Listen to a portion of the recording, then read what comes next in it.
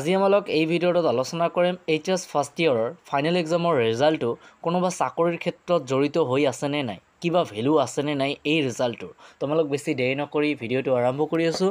মূলতে এটাই কথাই যে ফাৰ্ষ্ট ইয়েৰৰ ৰিজাল্টৰ কোনো ভেলু আছেনে নাই, ক'ৰবাত কামত লাগিবনে নাই।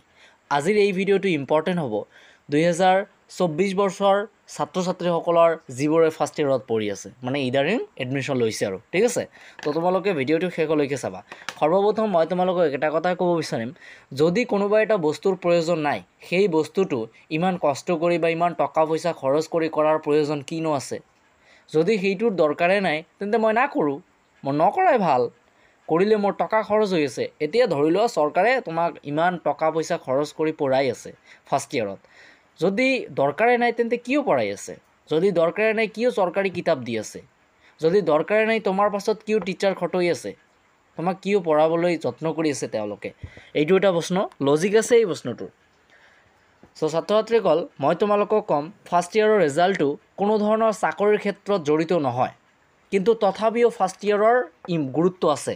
কাৰণটো কি, যিমানবোৰ তোমালোকে লাইফত অৰ্থাৎ যিমানবোৰ চাকৰিৰ পৰীক্ষা দিবা বা অপশ্যনেল যিবোৰ পৰীক্ষা আছে, চাকৰিৰ যিবোৰ পৰীক্ষা হয়, MCQ যিকোনো ধৰণৰ পৰীক্ষা হওক ন কিয়, চাকৰিৰ ক্ষেত্ৰত আৰু চাকৰিৰ ক্ষেত্ৰত যিবোৰ পৰীক্ষা দিব 75% কুৱেশ্যন তোমালোকৰ ফাৰ্ষ্ট ইয়েৰৰ পৰা আহে। সেইকাৰণে তোমালোকক চৰকাৰে ফাৰ্ষ্ট ইয়েৰত পঢ়াৰ কাৰণে ইমান টকা পইচা খৰচ কৰে, ঠিক আছে। এতিয়া বুজি পাইছা যে ফাৰ্ষ্ট ইয়েৰৰ ৰিজাল্টটোৰ যদিও বা কোনো ঠাইত গুৰুত্ব নাই বা ভেলু নাই, কিন্তু তোমাৰ লাইফৰ কাৰণে বহুত ভেলু আছে। আৰু বহুত ছাত্ৰ ছাত্ৰীয়ে কয় যে HS first year is the rest year. HS first year is the rest year, মই মানি ল'ম।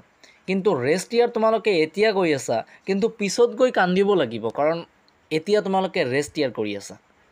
গতিকে ফাৰ্ষ্ট ইয়েৰৰ ৰেষ্ট ইয়েৰ বুলি নাভাবিবা, কাৰণ মই তোমালোকক কৈ দিলোঁ যে চাকৰিৰ ক্ষেত্ৰত যিমানবোৰ পৰীক্ষাত প্ৰশ্ন আহিব লগা প্ৰশ্ন 75%, প্ৰায় 75% প্ৰশ্নই তোমালোকৰ ফাৰ্ষ্ট ইয়েৰৰ পৰাই আহে।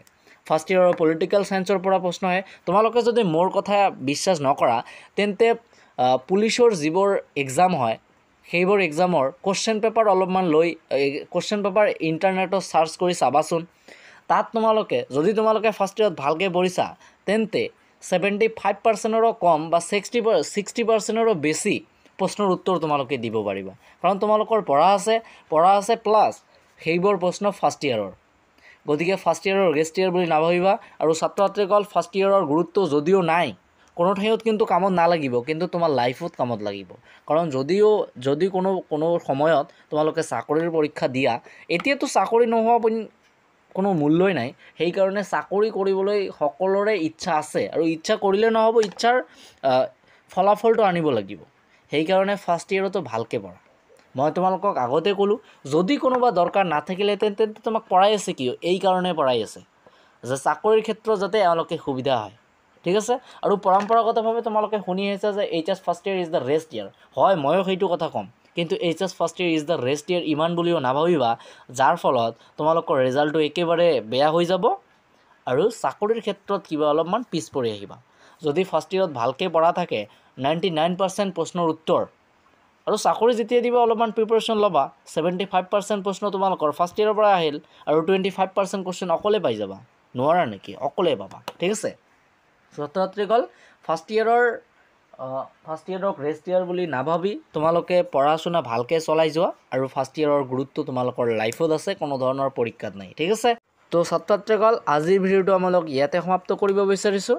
আৰু এনেকুৱা ভিডিঅ' পাবলৈ আমাৰ চেনেলটো ছাবস্ক্ৰাইব কৰি ৰাখিবা, আৰু ভিডিঅ'টো ভাল লাগিলে কমেণ্ট, লাইক আৰু এটা শ্বেয়াৰ কৰি দিবা, ঠিক আছে, যাতে তোমাৰ বন্ধু বান্ধৱীয়েও এনেকুৱা ভুল নকৰে এইচএছ ফাৰ্ষ্ট ইয়েৰক ৰেষ্ট ইয়েৰ বুলি ভাবি, ঠিক আছে।